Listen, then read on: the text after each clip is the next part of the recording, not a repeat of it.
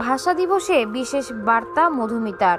গত বছর ভারতের স্বাধীনতা দিবসের বানান ভুল লিখে সমালোচনার মুখে পড়েছিলেন ওপার বাংলার অভিনেত্রী মধুমিতা সরকার। তবে সমালোচনার বিষয়ে কোনো কথা বলেননি অভিনেত্রী। আর এবার আন্তর্জাতিক মাতৃভাষা দিবসে বিশেষ বার্তা দিলেন তিনি। ভারতীয় গণমাধ্যমের এক প্রতিবেদনে বলা হয়, আন্তর্জাতিক মাতৃভাষা দিবসে শুভেচ্ছা বার্তা দিয়েছেন মধুমিতা। একটি ভিডিওতে অভিনেত্রী বলেন, বাংলা ভাষা আমার ভাষা, সবচেয়ে মিষ্টি ভাষা।